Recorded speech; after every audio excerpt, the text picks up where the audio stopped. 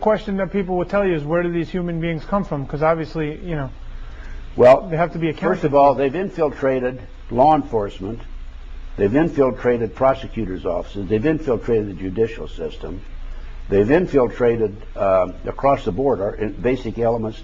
They've infiltrated virtually every level of our society.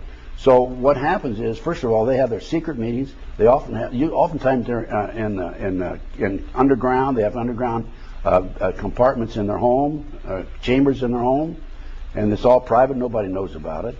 And and then they dispose of the bodies through different means. They're experts at covering up their tracks. I've heard of them even putting them in vats with acid in them. So now, when we hear about like thousands of missing children going missing in this country every year, where do they go? First of all, the National Center for Missing and Exploited Children, which is an adjunct of the U.S. Department of Justice, and if you go to their website, the last time I checked it, they said there are 91 Americans disappear every hour in this country. It is estimated 85–90% are children. If you project that figure, talking about several 100,000 children a year disappear in America. And these children are being kidnapped off the streets, and I have documentation that an organization known as the Finders out of Washington, D.C. has, since the early 1960s, been actively involved in kidnapping children off the street. Okay. Now, unfortunately, as a result of some of my research, I learned through a U.S. Customs Treasury Department report that the Finders is a CIA covert operation. So why do they want these kids? What do they do? The kids are auctioned off. I talked to one of my sources, told me he's attended 6 auctions where kids were being auctioned off. He was part of the network, and there were as few as 6 and as many as 36 children that were auctioned off. They were each auctioned off for up to $50,000 each. The children are ages 2 to 21, boys and girls. They put a label, a number around their neck, tie a string around their neck and put a card with a number on it. They bid, they put them up on a stage, they bid on the number. The kids come out, they put them in an airplane. There's one base a small field about 50 miles out of Las Vegas, Nevada, which is where some of the auctions are taking place. Put them on an airplane, kids leave, they disappear. And the kids are all doped up, of course. They put them in campers.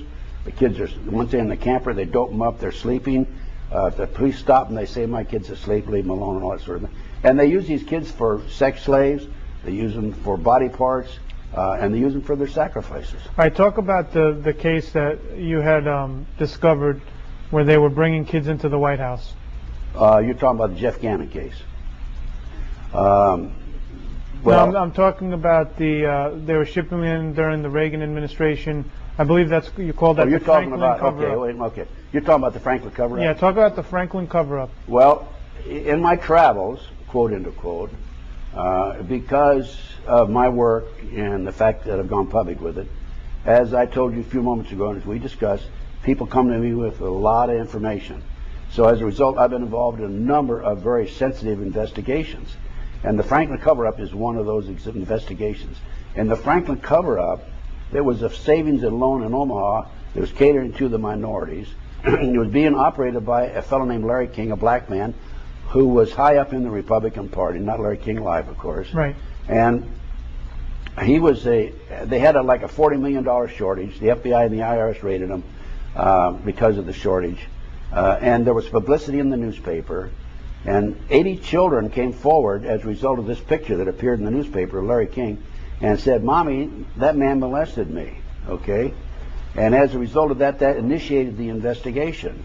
And I was called in the late 1980s to be actively involved in it, along with the former state senator John DeCamp, who's a very good friend of mine. And he has a book out called The Franklin Cover-Up, which goes into detail of this. And we found out that the children were many of the children were being taken out of foster homes, orphanages, and Boys Town at that time. I don't know if it's happened recently. So they're getting these kids out of orphanages and foster homes, Boys Town, and what were they doing with them? They were driving them from Omaha to Sioux City, Iowa, 184 miles away, placing them in private jets, flying to Washington, D.C. for sex orgies, and with politicians and congressmen, senators in Washington, D.C. at Larry King's mansion. He had a